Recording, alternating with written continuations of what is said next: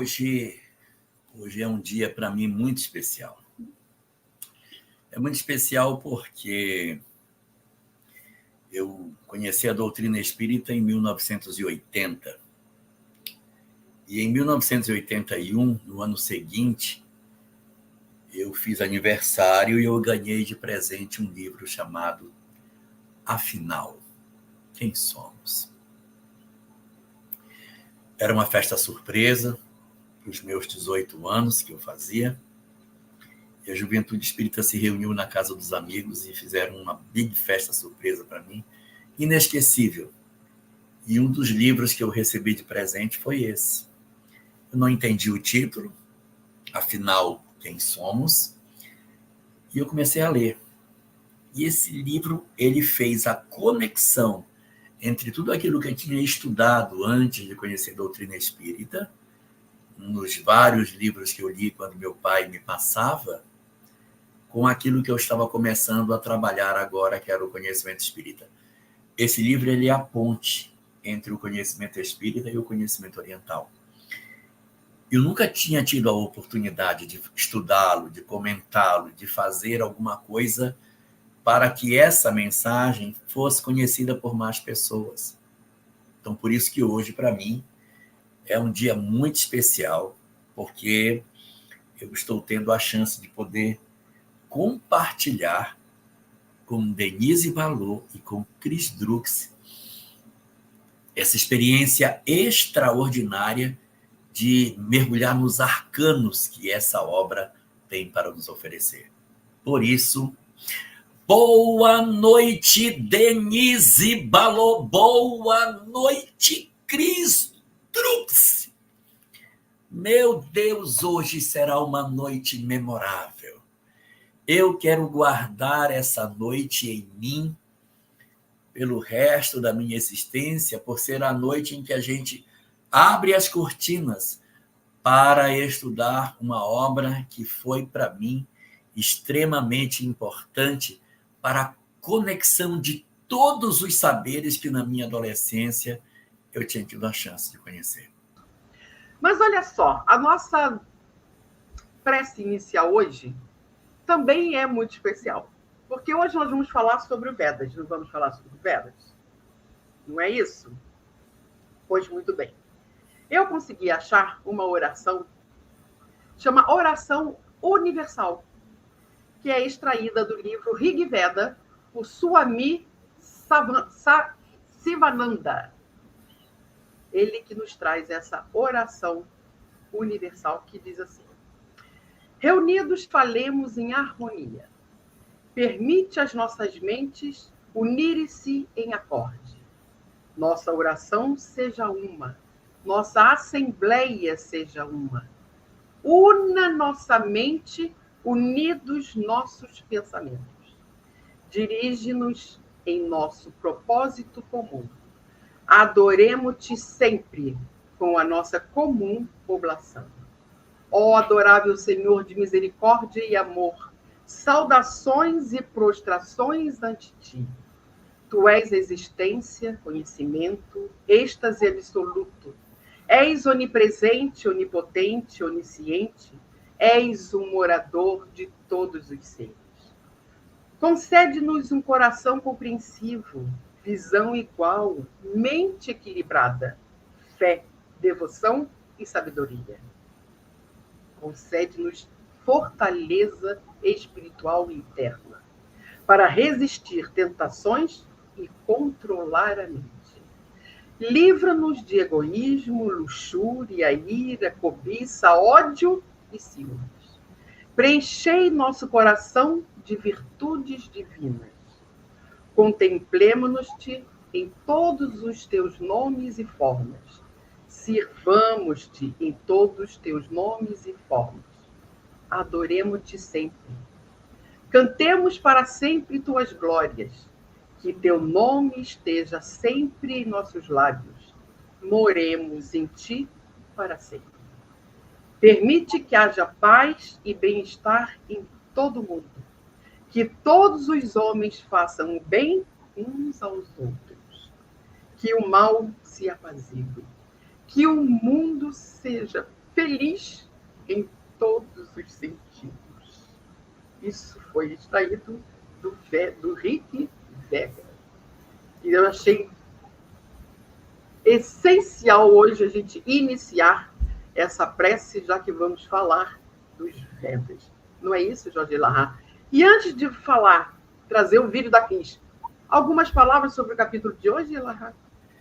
Sim, quero. A gente vai comentar outras. Eu vou só falar sobre os Vedas para a gente poder passar para tudo isso.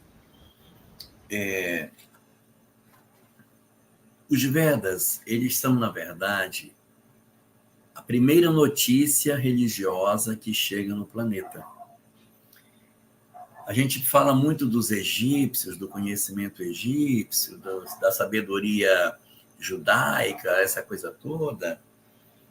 Mas Emmanuel faz justa razão quando começa a falar das civilizações, iniciando pela Índia, como uma das civilizações mais interessantes, onde aportaram boa parte dos espíritos que foram migrados para o planeta na construção da civilização terrena.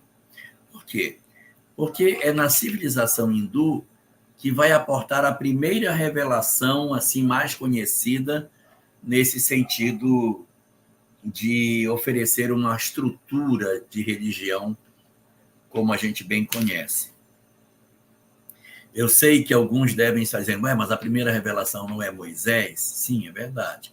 Mas Moisés é a primeira revelação universal. Mas a primeira revelação que chega estruturada na Terra, com conhecimentos que vêm chegando para um povo específico e não universal, é nos Vedas. Então, é na Índia que o primeiro conjunto de verdade chega. E a gente vai ter a chance de ver hoje que esse conjunto de verdade não é muito diferente do que a gente sabe. Pela prece que a Denise leu, vocês veem a similitude do pensamento que existe nessa prece lida com aquilo que a gente aprenderia mais tarde com as várias revelações, mostrando para nós a convergência dos iluminados na sua trajetória sobre a Terra. Então, você vai encontrar, sim, diferenças, mas as semelhanças são muito maiores do que as diferenças que ela possa ter. Então, eu queria, para a gente começar a falar sobre os Vedas, entrar num aspecto que eu considero que é importante, entender o que são os Vedas, porque algumas definições não estão no texto que a gente leu, do Afinal Quem Somos, então eu queria deixar aqui. Ele é escrito numa língua chamada sânscrito, muito antiga. Ninguém sabe ao certo quando é que os Vedas foram escritos. Você vai pegar, cada autor fala 6.000, 4.000, 10.000, 15.000, Paul Gibier fala 58.000, eu acho muito, mas é o que está na obra dele. Não é? Então, existe uma antiguidade muito grande, e a respeitabilidade dos Vedas é porque todo mundo que fala dos Vedas fala que ele era respeitado por ser um texto antigo. Só que ele não era texto, ele era tradição oral. Ele vai passar muitos milênios como tradição oral e vai se transformar em texto escrito 1.300 anos antes do nascimento de Jesus, através de um sábio chamado Vyasa, que transforma esse pensamento em texto. E aí vem um segredo, Denise e Cris. Como que a gente poderia guardar um conhecimento que é tradição oral se ele não está escrito? Como é que eu vou passar um conhecimento para uma outra pessoa de maneira que ele guarde o conhecimento sem que ele esqueça o ensinamento que foi oferecido para ele?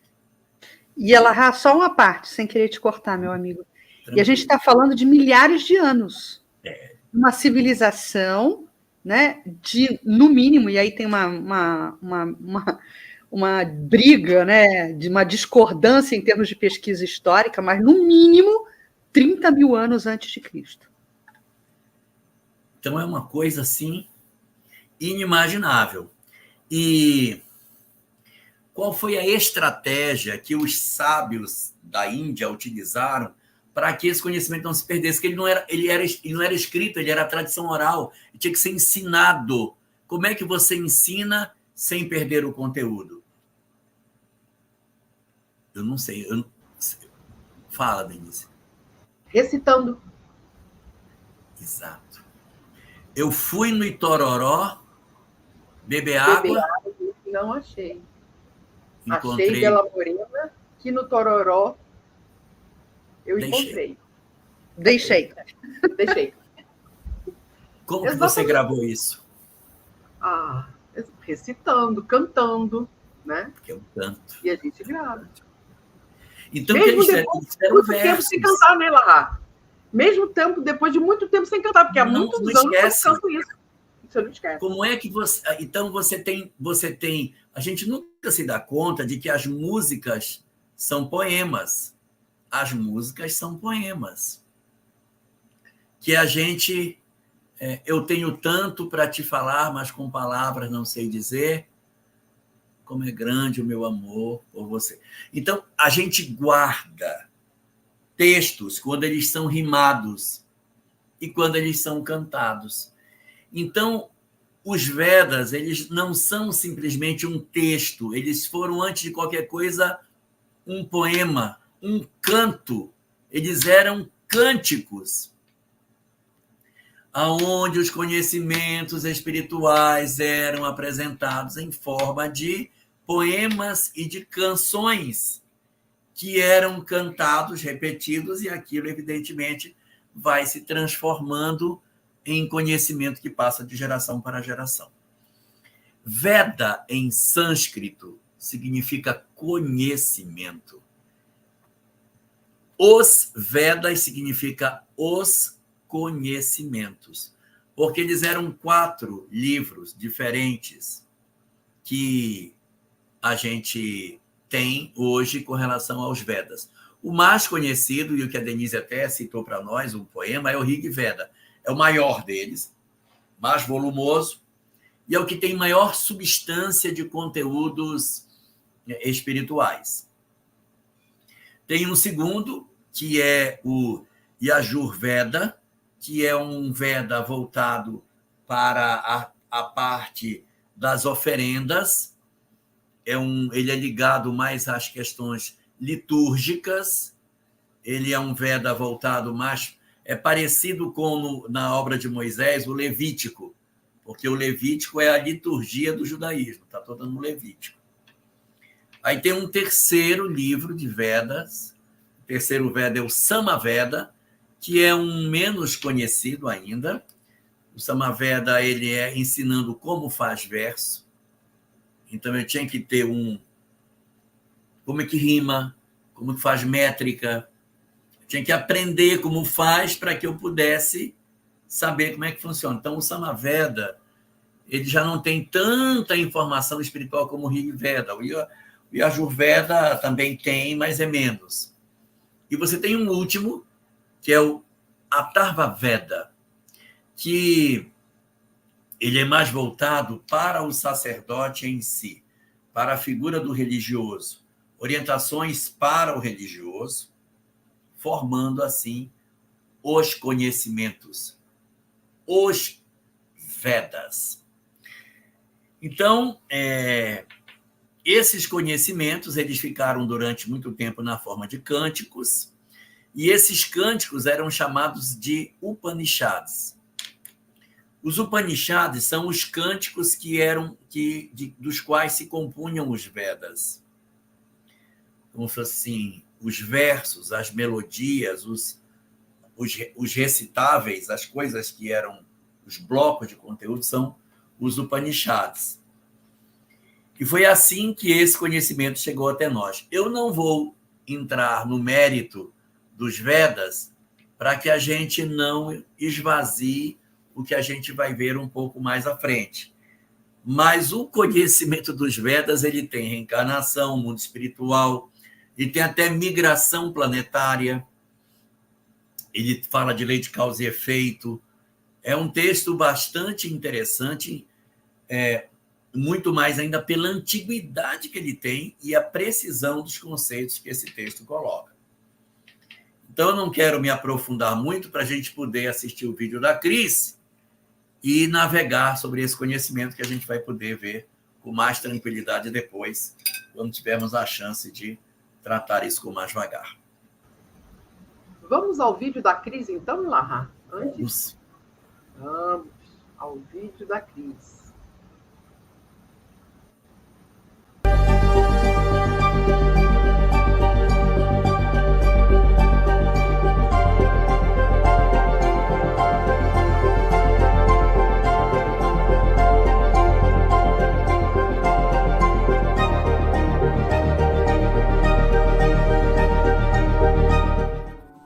Hoje, em mitologia grega, singraremos os mares na nau de Argos, com seu próprio construtor, Argos, filho de Fricho.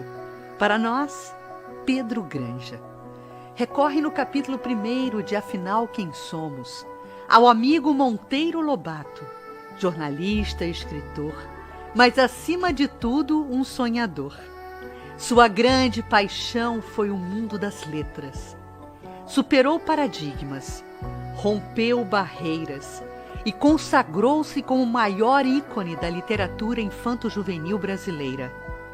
É no prefácio da obra que o mestre de construção naval, fonte de inspiração e balizamento para Pedro Granja, revela a robustez de afinal quem somos. Diz o literato Monteiro Lobato. Sobre o título da obra, sofro o primeiro esbarro. Eu poria, afinal, que somos? Seremos gente, Pedro Granja? Ou um tacanho troglodita que mora na alma humana? E o mestre Monteiro da construção naval complementa, hasteando a vela principal para a nau de Argos. Nas copiosas páginas desse livro, a materialidade do troglodita que destrói apenas casas fisiológicas em que moramos, cada um de nós, os nossos corpos, mas não destrói os nossos eus. Somos espíritos imortais e divinos. E nesse momento, com a vela acesa, central, hasteada da imortalidade da alma, Monteiro Lobato nos move em direção à motivação primeira de Pedro Granja em escrever a obra, a divulgação do patrimônio científico do Espiritismo. Ele relembra Kardec. O moderno espiritismo como ciência não se detém na esfera da abstração, dos dogmas herméticos, das ortodoxias seculares, pois não são argumentos positivos com que se possam combater dialética materialista, fria, exigente e rigorosa. Para se antepor a eles, já dizia Allan Kardec, numa de suas primeiras obras, expõe fatos, mas fatos incontestáveis, ensinando que o Espiritismo não considera princípio absoluto senão o que é demonstrado com evidência ou que ressalta logicamente da observação. O Espiritismo, marchando com o progresso, não será nunca ultrapassado, porque se novas descobertas demonstrarem que em um determinado ponto está em erro, modificar-se-á nesse ponto. Se uma descoberta se positivar, aceita-la-á. Em nossa trajetória, singrando os mares, agora diante da onda da perquirição, mergulhamos na antiguidade e vamos encontrar nos iniciados védicos, mais de 58 mil anos de Cristo, a raiz essencial da crença e das explicações que regem os mistérios da imortalidade da alma da pluralidade das existências, dos mundos e das comunicações com os espíritos. Na gênese grandiosa das sociedades humanas e de suas lideranças, muito antes dos reveladores e dos missionários que ganhariam o protagonismo da história oficial, a raça védica já trazia contribuições sublimes para o entendimento. É fato incontestável que a Ásia Central, berço da raça ariana ou adâmica, é ao mesmo tempo berço das tradições mais antigas sobre a queda original, sobre a encarnação do Messias e sobre a multiplicidade dos mundos, bem como das existências. Os Vedas, a Bíblia Sagrada da Índia, iria espargir séculos depois influências sobre o brahmanismo e o budismo.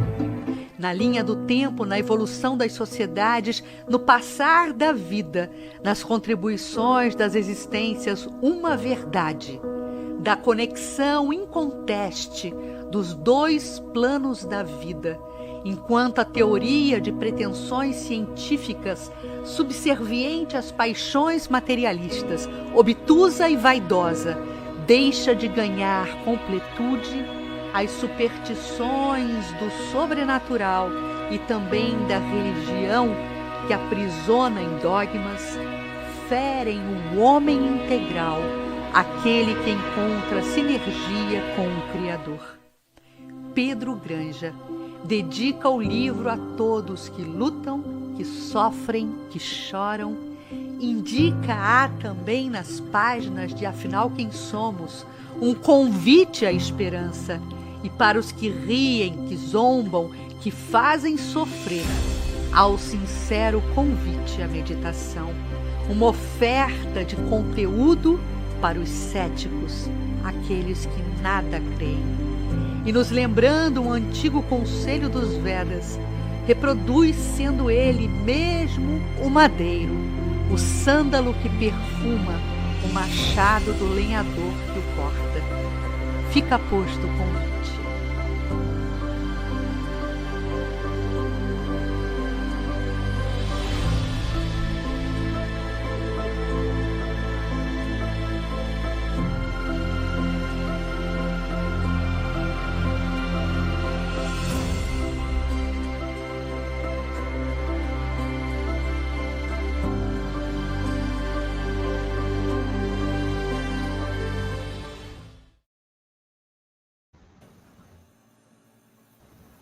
Que isso, né? Que isso. Dalva, eu também tenho essa sensação às vezes. Cris de Deus, que isso? Será que eu desencarnei e estou numa sala de aula no mundo espiritual?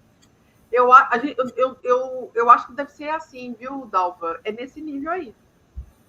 Concordo? Você sabe que isso que a Dalva falou me lembrou uma coisa.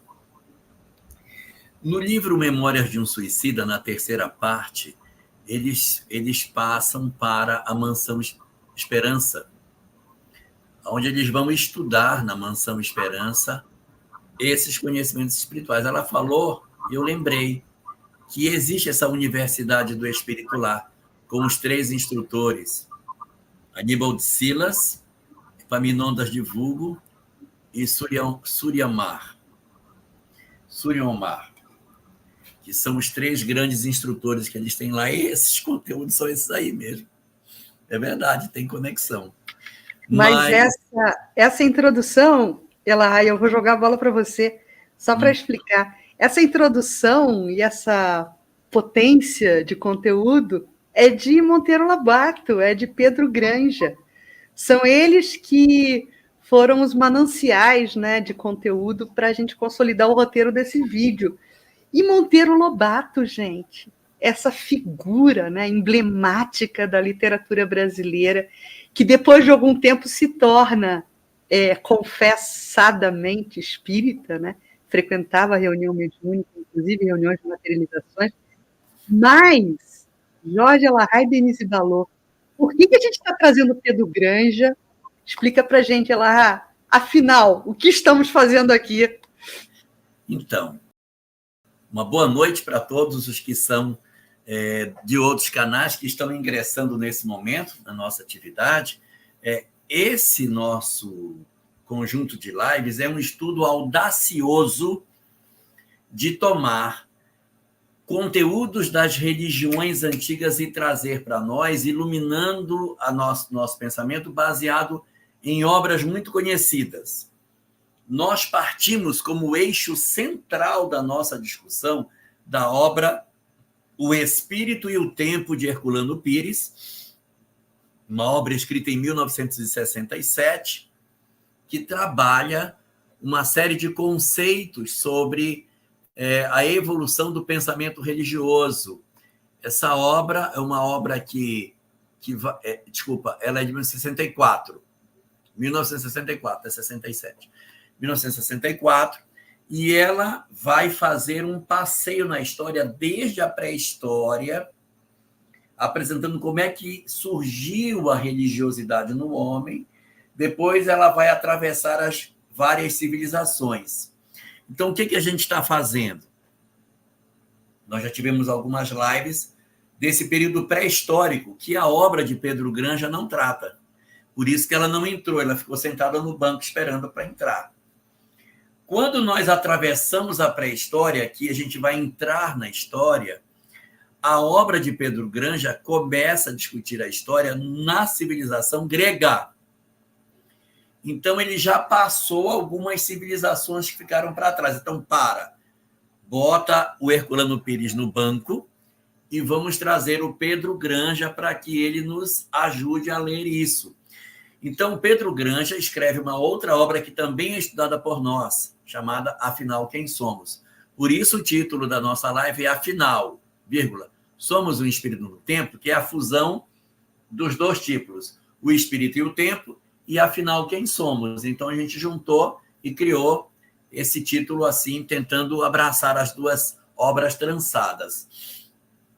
Então, neste momento, a gente parou o estudo do Herculano Pires, do Espírito e o Tempo, e estamos ingressando na obra Afinal, Quem Somos?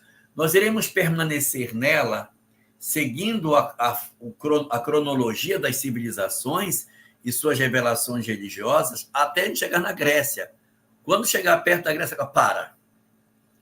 volta para o Herculano Pires, para a gente retomar. Então, as duas obras vão sendo trazidas juntas. E quando a gente foi trazer a obra do Pedro Granja, Afinal, Quem Somos?, nós percebemos que havia uma grande similaridade com a obra do Leon Denis, Depois da Morte. Então, o trançado vai ser de 3 obras. Nós estamos hoje fazendo a primeira incursão na segunda obra, mas certamente a gente vai ter que dar uma parada para a próxima live para ouvir a opinião do Leon Denis, abrindo o 3º volume sobre a mesa. Vamos estudar os Vedas na leitura que nosso querido Leon Denis nos traz. E a gente vai andar só depois que a gente esgotar esses conteúdos. Aí nós iremos para frente, pegando outra civilização, egípcia. Aí vamos ver o que é que de Leon Denis traz. Aí vai aparecer o pensamento de Hermes Trismegisto, e a gente vai abordar. Aí, quando a gente acabar tudo isso, agora a gente pode voltar para o texto grego? Vamos.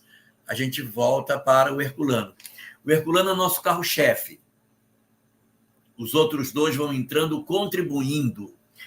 Vai chegar um certo momento em que a história vai avançar e nós iremos chegar no movimento espírita. Então, aí, Pedro Granja faz um espetáculo, porque a partir do capítulo 11 até o final, é só estudo de materialização, é só estudo de reuniões mediúnicas, os cientistas, coisas que a gente não tem muita chance de estudar na casa espírita. O que foi que fulano pesquisou? Quais foram os experimentos feitos? O que eles concluíram?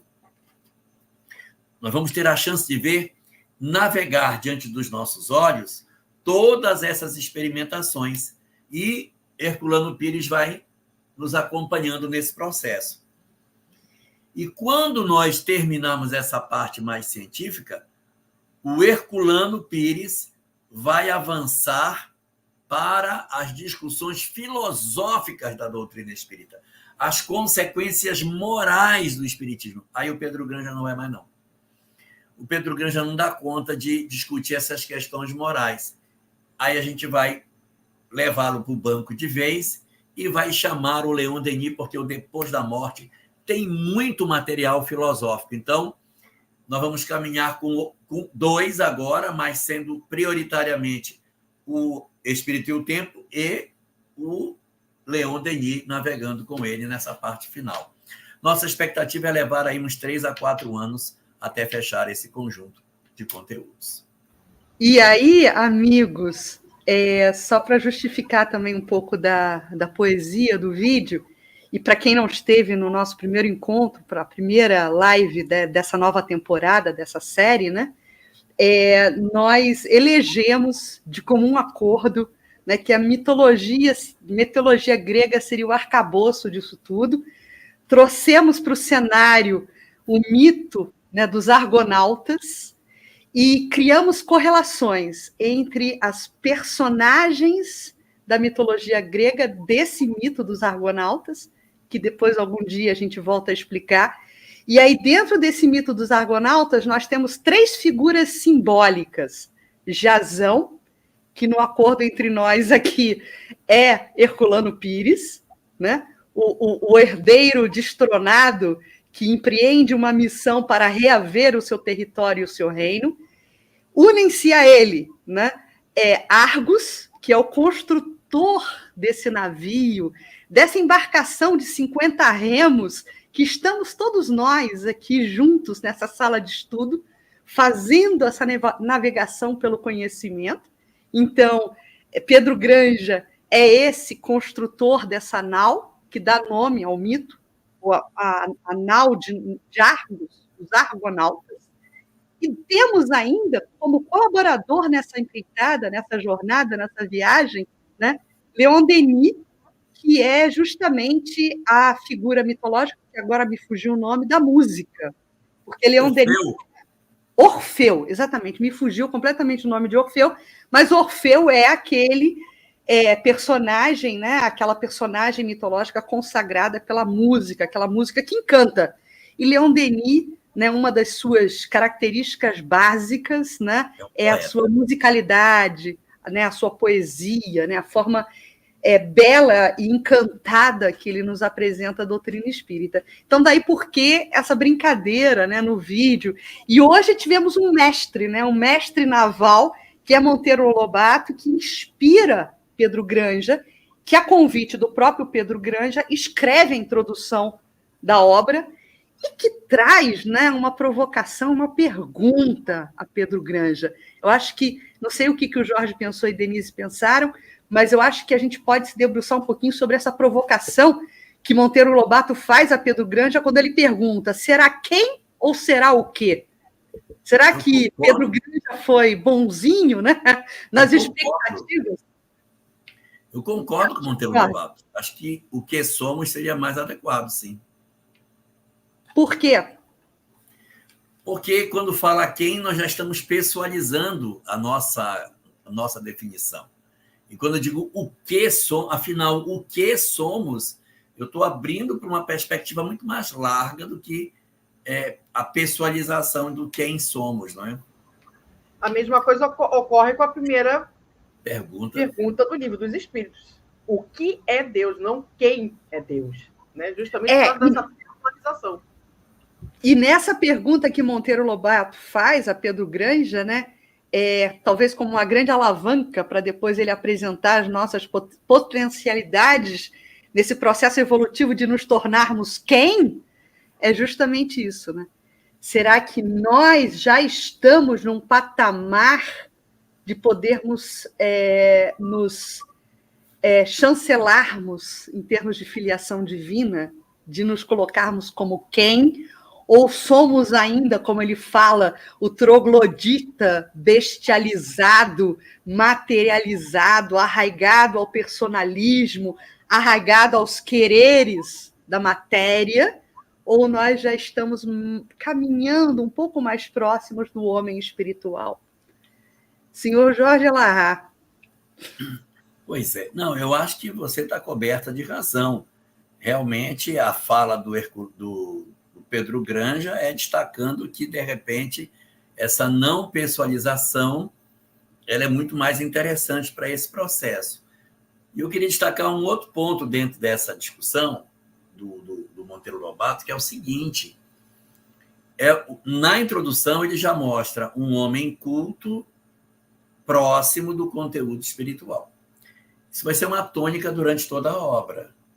Você não vai ver durante a obra coisa diferente. Ele vai mostrar como as pessoas cultas, se aproximando desse conhecimento, se tornaram crentes de que aquilo de fato era real. E, como você estava lembrando, Cris, o Monteiro Lobato, ele sim teve contato com a mediunidade, que a mulher dele era médium.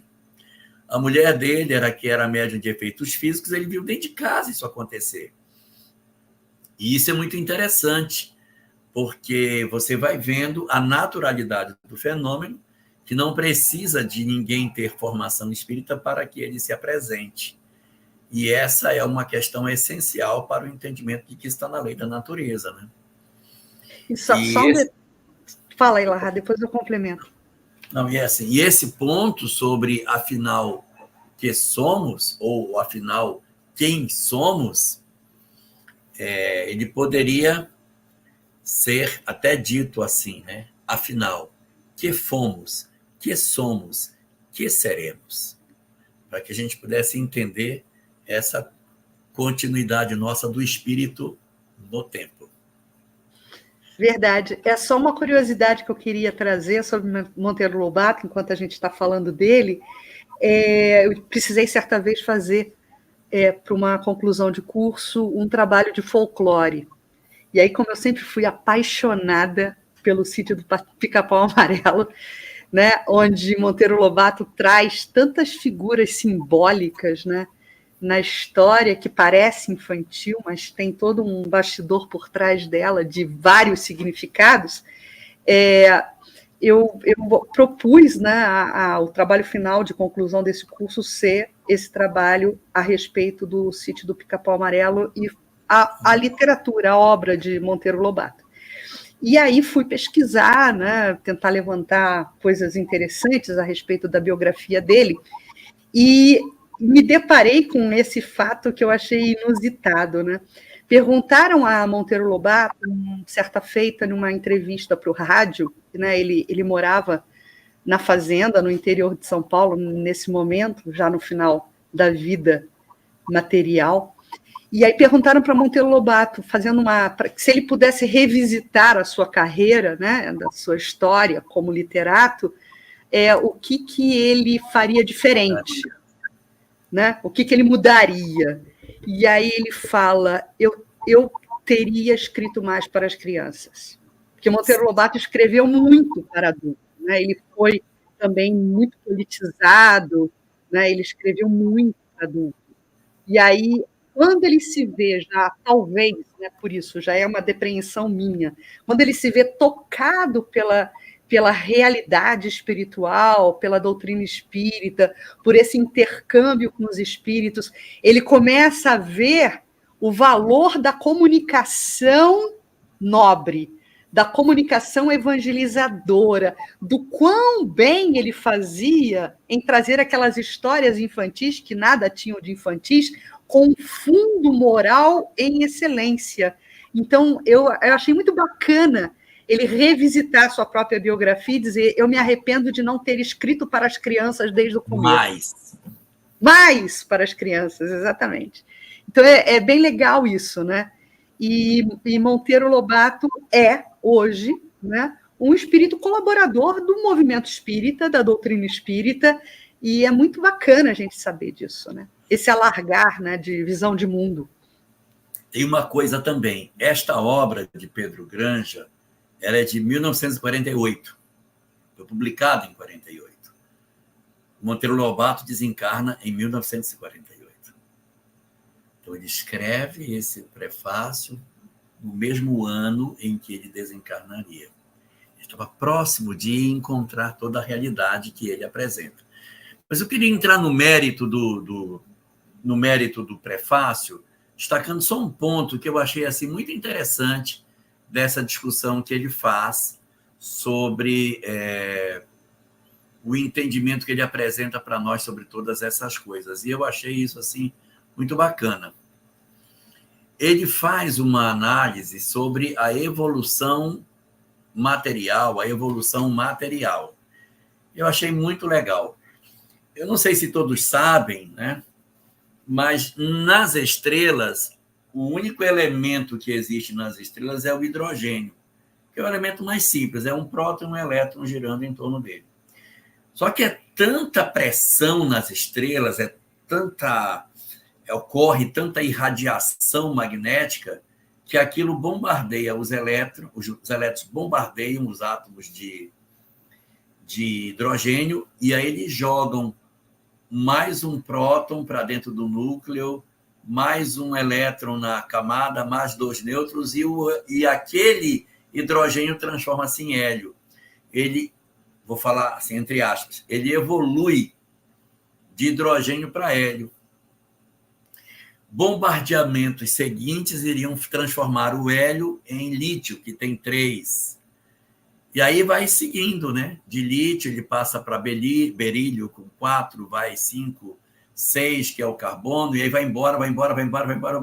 E aí, cada vez, o átomo vai ficando mais complexo, até que chega numa condição do urano, que já tem 92 prótons na sua estrutura, ele já é uma estrutura pesada, muito grande, ele sozinho começa a irradiar a energia e ele transforma a matéria em energia de volta. E ele comenta sobre isso, que a matéria recebe energia e se transforma em matéria mais complexa.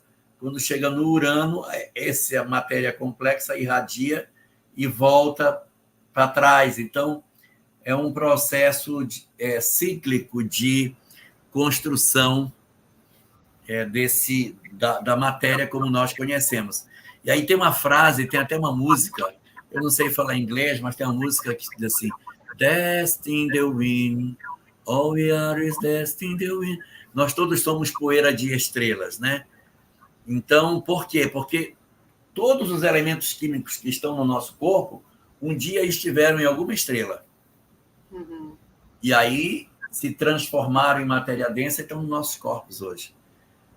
Os átomos que a gente tem, um dia estiveram em algum lugar do universo, se tornaram pesados, transformaram-se de hidrogênio em alguma coisa e hoje estão compondo os nossos corpos. Nossos corpos são restos de poeiras das estrelas. Nossos corpos são poeiras das estrelas e nós somos sementes de anjo. Dá para ter esperança, né? Dá para ter esperança, né? Ainda temos saída. Mas, Elahá, por isso, então, ele comenta que, no texto do Monteiro Lobato, que ele comenta que a lei de evolução, ela não segue uma linha reta. Exato. Aí ele descreve um círculo onde todas as coisas sempre retornam. Então, ele diz que já foi ou será de novo um futuro. Eu achei isso tão lindo. Isso. É lindo. Ou foi ou será de novo um futuro. Porque é cíclico, né? Esse pensamento que você está falando, nós vamos encontrar no Bhagavad Gita. O Krishna fala isso. O que é porque já foi. E será. E continuará sendo. O que não é porque nunca foi e nunca será. Então, ele tem um pensamento até parecido com o pensamento de Parmênides na Grécia. Mas esse sentido do processo de transformação também está no pensamento de Krishna. E ele diz assim, que tudo está num constante movimento evolutivo. Os átomos simples vão evoluindo até chegar a uma estrutura radioativa em que a matéria volta a se transformar em energia retornando ao ciclo. Isso no campo material, né? No campo espiritual não há ciclo, porque o espírito vai progredindo. E aí ele faz uma diferença para a evolução espiritual, comentando de uma bailarina que ensinou a um sábio, que era sábio, mas que não tinha entendido de fato a vida, que nós somos seres imortais a caminho da perfeição, e isso é verdadeiro, embora nós não saibamos que a nossa missão aqui é evoluir. Isso é muito bonito. E é tudo convergente. Mas isso aí a doutrina espírita diz. Sim, e daí? A doutrina espírita está na lei da natureza, esses conhecimentos estão na lei da natureza, então todas essas coisas são muito importantes para que a gente consiga compreender. Bom, além do pensamento que eles também apresentam, agora eu não me recordo se foi Pedro Granja ou Monteiro Lobato, do espírito sopra onde quer, né? Que é outra frase belíssima, né? Outra ideia bastante consistente que eles apresentam na obra, né? Essa frase, o espírito sopra onde quer, que aparece em latim no começo do texto, lá em cima, isso. Ela é retirada do Evangelho de João, quando Jesus conversa com Nicodemos, ele diz, mas como pode o homem, sendo velho, voltar ao ventre de sua mãe? Poderá ele voltar para dentro da barriga dela? Aí ele diz, o que nasce da carne é carne, o que nasce do espírito é espírito. O espírito sopra onde quer, e ninguém sabe de onde ele vem, nem para onde ele vai. Exato. Bom. É bem bacana. Sim, Elahá. Eu queria voltar lá para os Vedas. Queria fazer um comentário lá dos Vedas. Por conta da hora. Sim. Do horário, eu queria fazer um comentário sobre os Vedas. No seguinte sentido. Os Vedas são uma obra muito antiga. E como é uma obra muito antiga, ela é uma obra politeísta, tá? Os Vedas é politeísta. Todas as revelações anteriores a Moisés são todas elas politeístas, e nós temos várias outras depois dele que continuam sendo politeístas. Então, você vai encontrar vários deuses dentro dessa apresentação de conteúdos espirituais. E esse entendimento de vários deuses decorre daquela leitura que a gente até conversou aqui outras vezes, de que nós, na verdade, temos que lembrar que nessa dinâmica que a vida pede de todos nós e que os Vedas vai trazer esse conhecimento, que mesmo os panteões que existem de politeísmo só tem um Deus criador. Os outros não são criadores, são protetores. Então, mesmo que nós sejamos adeptos do politeísmo, esse poli não tem vários deuses. A gente usa a palavra deuses, mas eles não são, de fato, deuses como a gente entende Deus, Deus que cria. Eles são mais deuses no sentido de proteger, de tutelar, de serem cuidadores de alguma coisa. E é isso que, às vezes, dificulta a gente entender o politeísmo, que o politeísmo, na verdade, não tem vários deuses criando, tem um criando e o resto embaixo ajudando a tocar a criação desse Deus maior do panteão, que é o Criador. Não é? Então, você vai ter no panteão da Escandinávia, Odin, nesse posto. Thor não cria. Né? Pode ser bonito como for, mas ele não cria. Ele é o Deus do trovão, mas ele não cria. Você vai pegar nos deuses do Olimpo, você tem Zeus que cria, o resto não cria. O resto toma conta de alguma coisa.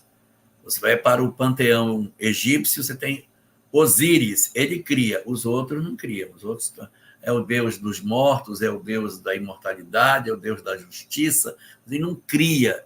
Eles são, digamos assim, tutores de alguma função específica, né? E isso tudo faz a gente ter uma visão... Na Índia até hoje também é assim, né? Sim, na Índia também. Só que lá nós temos uma trindade, né? É isso. Lá tem uma trindade. Você tem uma trindade. Mas, assim, você só tem um criador. Em todos os lugares, você tem um criador e um monte de deuses. Eu não estou falando mal do politeísmo, não, tá? Estou só fazendo uma observação para a gente entender como é que é a lógica dele. Aí a Teca está perguntando se eles são os Elohim. Sim, são os Elohim. Eu tenho um criador e um monte de Elohims. Elohim, é a palavra em hebraico. Se a gente trouxesse para o português, a palavra é demiurgo. Demiurgo. Espíritos extremamente evoluídos que cuidam desse processo. Né? Mas muito bem. Vamos agora, para... por isso que aqui no texto, o Pedro Grande, ele diz uma frase que eu até tomei nota aqui, que eu achei interessante, que ele diz que era, sobretudo, no sacrifício do fogo que se resumia todo o culto védico. Sim. Nesse sacrifício do fogo, porque tinha, então, essa ligação com o fogo, né? O fogo sempre foi um elemento de adoração. Os ciganos dançam em volta do fogo. Os seguidores de Zoroastro cultivam um fogo que até hoje está aceso. Eles dizem que o fogo de Zoroastro foi aceso. Quando você vai na Igreja Católica, o que o pessoal acende? É uma vela. É fogo, gente. O judaísmo vai e acende uma vela dentro do Beit HaMikdash, do templo de Jerusalém, lá na Menorá, coloca-se as velas para que sejam acesas. Então, a ideia do fogo, ela está muito ligada. Se você for num culto afro, quantas luzes são acesas naquelas velas que são colocadas ali? A ideia do fogo, ela está muito conectada com a ideia do sagrado, do religioso, do imponderável, porque o fogo, ele transforma, o fogo, ele tem essa coisa meio que divina de transformar algo em outra, né? Purificação também, Elahá. Oi? A Márcia Coelho está colocando aqui no chat, ela traz um ponto interessante. Tem os rituais de purificação, que você entrega ao fogo tudo aquilo que você quer destituir. Né? Então, você queima. Por que os ciganos dançam em volta da fogueira? Exatamente, isso aí. Para queimar o karma. Queimar o karma. Então, na medida que você dança, você vai jogando para a fogueira todo o karma, e o karma vai sendo queimado na fogueira. Quando o ritual termina, você está zerado, porque tudo foi queimado. No Evangelho de Jesus, o fogo aparece muitas vezes, e o fogo, sempre que aparece, é símbolo de purificação. É a purificação pelo experimentar, pela dor, pelo sofrimento, que purifica.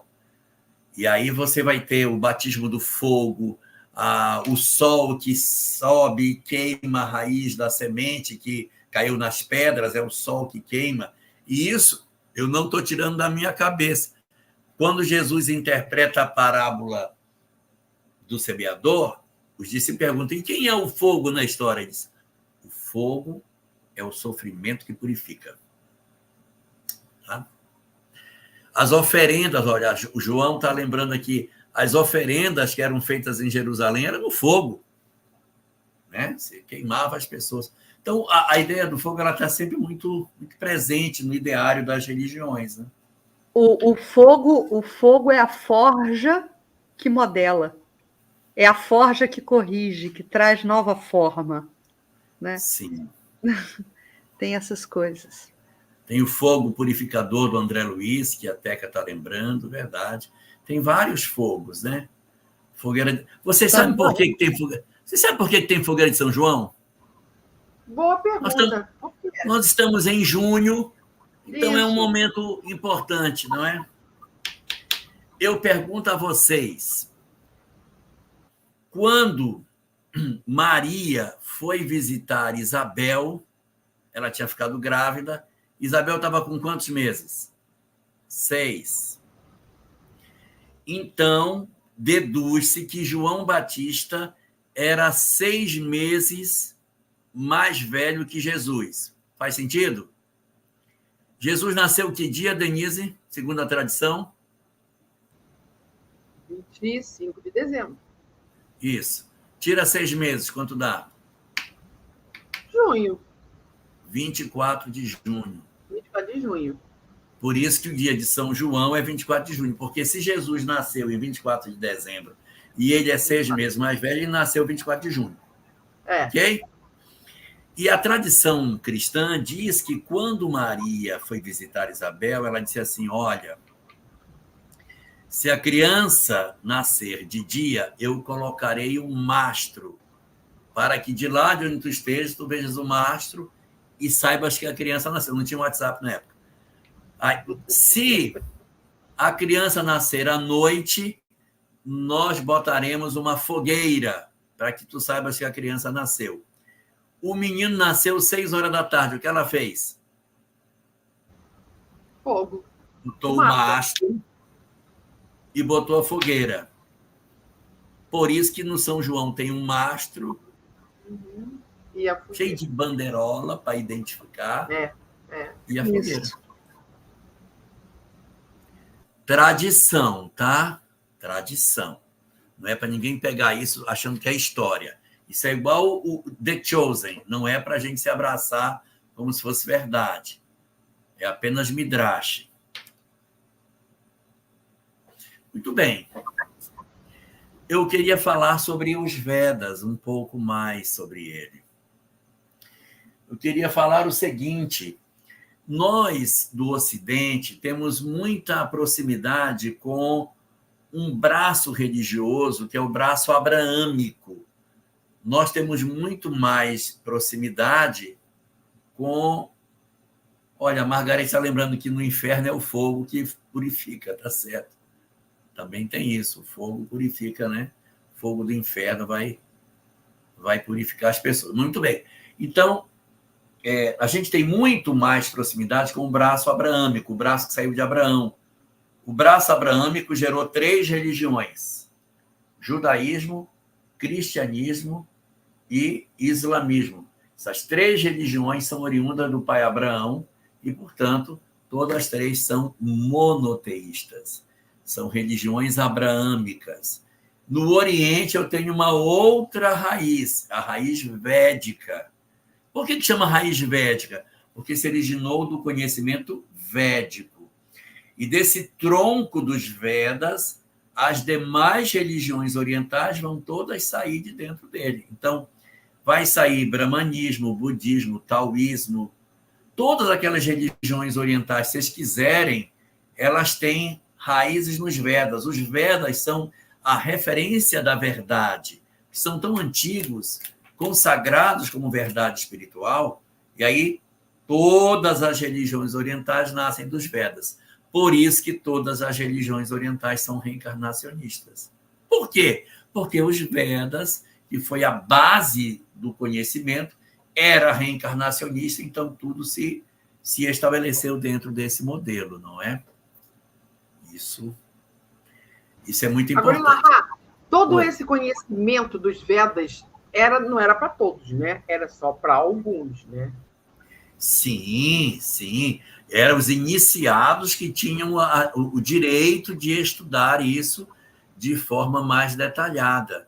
Aqueles que não tinham o conhecimento, a capacidade de entendimento, ficavam só com os rituais. Aquilo que a gente já até comentou em outras oportunidades aqui, que havia em todas as culturas 2 religiões. Uma para o vulgo, que era cheia de rituais, cheia de cultos exteriores, e com um conhecimento mitológico, entregava-se uma série de conhecimento mitológico, vai te divertir com isso aqui. Agora, os que conseguiam entender, eles eram transferidos para um outro ambiente, onde eles eram ali iniciados. E a escolha dos iniciados era feita quando criança ainda. Era ainda na infância que eles apreciavam as crianças e diziam: esse é esperto, esse aqui dá para entender. Vamos levá-lo para que ele tenha acesso ao conhecimento das coisas espirituais. Ela já tem um ponto. Médiuns, sim. Tem um ponto interessante também, eu não sei se você vai abordar sobre isso, mas eu estou recuperando aqui do texto. Ele fala que todo esse potencial de sabedoria e de conhecimento dos Vedas se oriunda dessa posição ali da Ásia Central, né, berço, como você falou, da raça ariana ou adâmica. E aí Pedro Granja atesta, né, que é, ao mesmo tempo, berço também das tradições mais antigas, sobre a queda original. Aí vai trazendo elementos que são transversais a várias religiões, né? A queda original, sobre a encarnação do Messias, esse ponto que eu queria pegar. Porque a gente está falando de milhares de anos antes do nascimento, né, de Jesus e da vivência dele entre nós, né? E todas essas religiões, todas essas raízes, né, da religião antiga, já prenunciam a vinda do Messias, né? É quase que algo que está intrínseco na consciência do coletivo, né, Larra? Ué, mas quem veio visitar Jesus quando era criança? Os magos vieram de onde? Do Ocidente? Exatamente. E que se fala reis, mas não eram reis, eram magos. Não eram reis, são magos. Eram sacerdotes. Exato. Né? Então, assim, vieram os magos do Oriente. Eles vieram desse lugar aí onde o pessoal tem esse conhecimento todo. Eles não vieram do Ocidente, eles vieram do Oriente. Porque é ali no Oriente que estava o negócio pegando fogo do conhecimento espiritual. Então, são eles que vão. E assim, não é como hoje, que você marca uma passagem pela internet, no dia seguinte vai para o aeroporto, pega o avião e vem. Para você fazer uma viagem, você vai antes. Então, como é esse preparativo? Como é essa saída? Como é esse tempo? Isso aí tem muitos mistérios em cima dessa questão. Muito bem, eu queria destacar apenas alguns pontos colocados pelo Pedro Granja, destacando a questão dos Vedas, só a título de proximidade maior nosso com esse conteúdo. A Cris já trouxe para nós isso de certa maneira, mas eu queria só destacar aqui um ponto que eu considero importante. Ele fala, Pedro Granja, que nos Vedas está escrito: se vos entregardes aos vossos desejos, ou seja, se não houver a transformação moral, olha a transformação moral aqui. Se vos entregardes aos vossos desejos, só fareis condenar-vos a contrair, ao morrerdes, novas ligações com outros corpos. O que é que ele está dizendo quando fala que a gente vai ter uma conexão com outros corpos? Ele está dizendo que haverá renascimento. Ele está pregando reencarnação. Quando nós formos para o pensamento de Krishna, aí o negócio é rasgado. O negócio é rasgado. Aí nós temos uma posição muito mais franca para trabalhar as verdades dos renascimentos. Aqui nos Vedas ele diz: se vós não vos transformardes, apenas vos condenareis a habitar outros corpos. E ele fecha esse texto lindamente dizendo: e quiçá outros mundos. Quando ele fala, aí na tradução do Pedro Granja não aparece assim, mas nas traduções que eu já vi, o texto era dessa forma: se não vos transformardes, vos condenareis a vos ligardes a outros corpos e quiçá para outros mundos, né? Então, aqui ele fala outros corpos e fala de outros mundos. Então, parece uma coisa doida, mas Você está vendo a percepção de migração planetária num período, Denise, absurdamente distante, num período inaceitável, Cris. Como que alguém pode falar de migração planetária, meu Deus? Como pode falar? Genial, né? É inadmissível. Então, esse conhecimento ele sempre esteve aqui. Esse conhecimento sempre esteve. O problema é que a gente foi para os rituais. A gente não se aproximou. Então, o que aconteceu? Nós criamos uma casta de espíritos que seriam os espíritos iniciados. Esses iniciados, quando eles tomavam conhecimento das coisas, eles migravam do planeta e o conhecimento ia embora com eles. E os bestas ficavam com o quê? Só com os rituais. Quem tinha o conhecimento iniciático não ficava na Terra. Já eram almas melhoradas.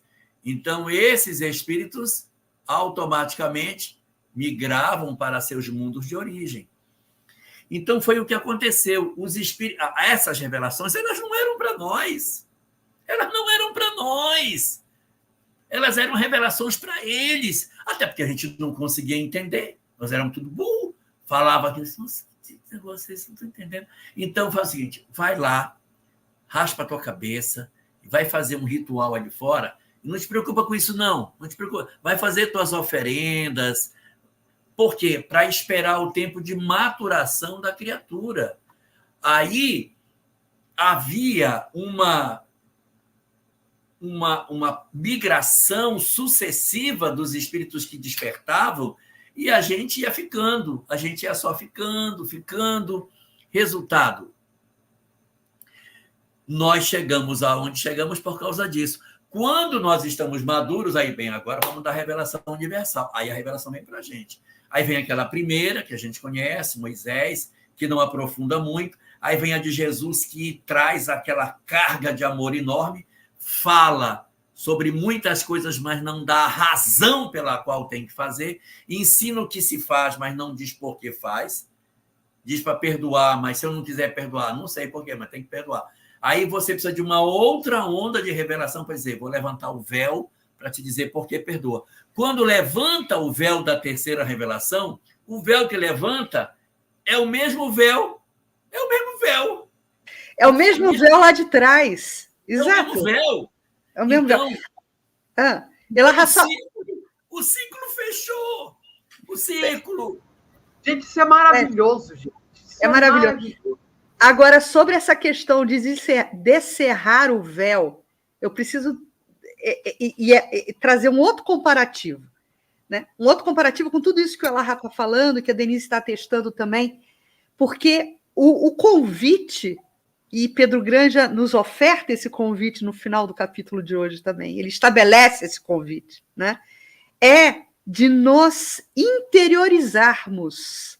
Porque quando a gente fala de ritual, quando a gente fala de sacrifícios, a gente está falando de cultos externos.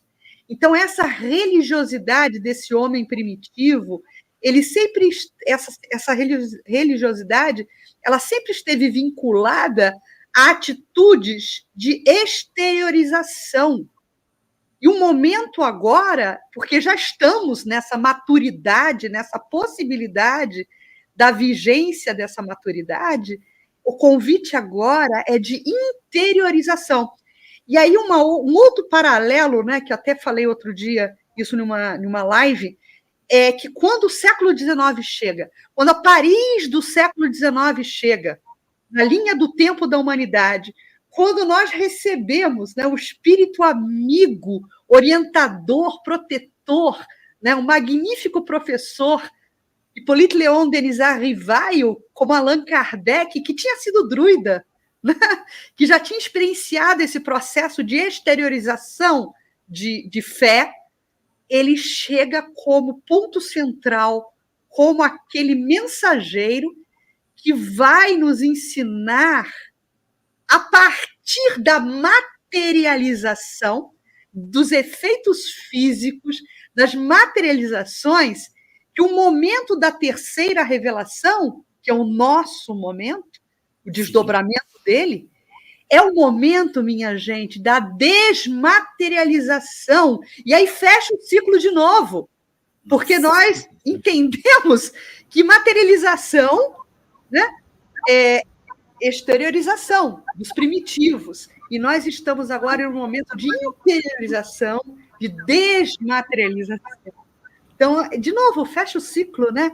É muito bacana a gente poder atestar e verificar essas coisas. Não. E, mais uma vez, vim atestar o que o próprio Pedro diz, que a lei de evolução não segue uma linha reta. Está aí mais uma prova. E aí, meus amigos, eu não sei se a gente vai partir para... Elahá, me desculpe, mas é porque eu esqueci de trazer esse pensamento no vídeo, que eu fiz meio às pressas hoje. Nossa, meu Deus, Denise. Não, sério, eu esqueci. Eu ia botar uma última cartela e eu preciso falar isso para vocês. Né? O pensamento de Leopoldo Machado, que é outra referência magnífica, né? O professor Leopoldo Machado, aqui do Rio de Janeiro, o Pedro Grande já recupera um pensamento de Leopoldo Machado, e é fantástico isso, eu vou ler para vocês. Estudai o Espiritismo através de seus aspectos filosóficos, religioso e científico, e acabareis convindo que com o seu advento não há os que creem e aqueles que descreem na sobrevivência, mas os que sabem e os que ignoram. Simples assim. Simples assim. É fantástico, Leopoldo Machado. Cris, nossa prece final.